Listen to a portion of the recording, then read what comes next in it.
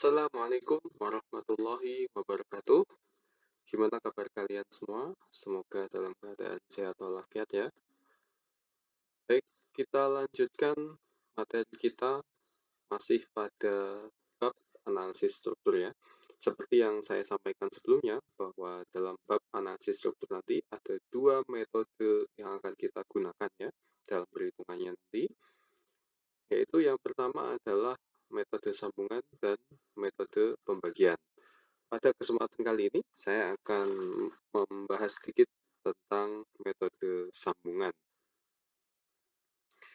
Dari dua metode itu, sebelum Anda menggunakan metode baik sambungan maupun metode pembagian, maka terlebih dahulu Anda harus menentukan gaya-gaya yang bekerja pada sebuah struktur atau pada sebuah truss ya. Misal pada contoh pada gambar ini, sebuah truss membentuk segitiga ya, membentuk segitiga dengan dua buah tumpuan di titik A dan B.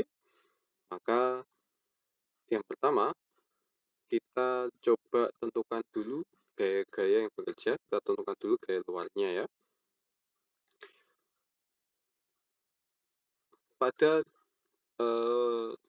susunan truss ini ada 4 truss yang membentuk ya, yaitu AC, CD, AB, dan CB gitu ya.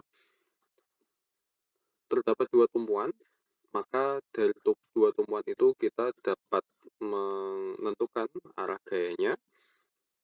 Di titik A ada sokongan tetap atau dukungan tetap ya, maka arah gaya yang diakibatkan atau yang dimunculkan dari tumpuan itu adalah searah dengan sumbu X dan juga searah dengan sumbu Y. Atau dia biasanya arah gayanya adalah masuk ke alas membentuk sebuah sudut theta. Ini adalah arah gaya pada tumpuan pada titik A, yaitu tumpuan sokongan tetap atau dukungan tetap. Kemudian pada titik B, nanti ada tumpuan berupa gelindingan, maka arah gayanya adalah tegak lurus terhadap alas. Ya. Ingat, inilah pentingnya kenapa dulu pertemuan sebelumnya saya ingatkan kalian untuk memahami arah-arah gaya yang ditimbulkan dari beberapa macam tumpuannya.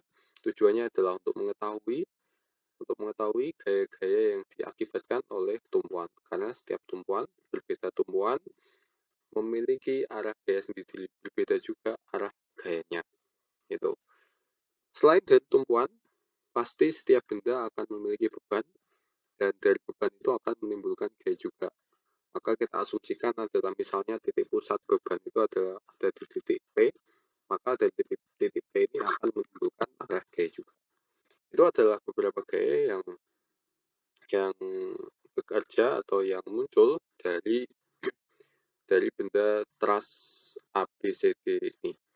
Kemudian setelah gaya luar kita ketahui, maka kita tentukan gaya dalamnya ya. Gaya dalam itu akan muncul dari setiap atau masing-masing truss yang ada gitu ya.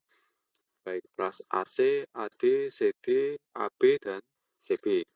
Ingat, gaya yang terjadi pada truss hanya ada dua, yaitu kalau enggak tekan, kalau enggak dalam keadaan tekan, gitu ya, maka dalam keadaan tarik. Nah, gitu. Misalnya pada AC ini. Maka kita asumsikan dulu, maka setelah kita asumsikan, maka kita lakukan pengecekan. Kita lakukan pengecekan sekaligus kita hitung berapa besar gayanya. Dan betulkah apakah gayanya berupa gaya tekan atau gaya tarik. Dari situ nanti kita hitung semua gaya-gaya yang bekerja dari setiap truss sehingga semua gaya dapat diketahui dari suatu struktur bangunan.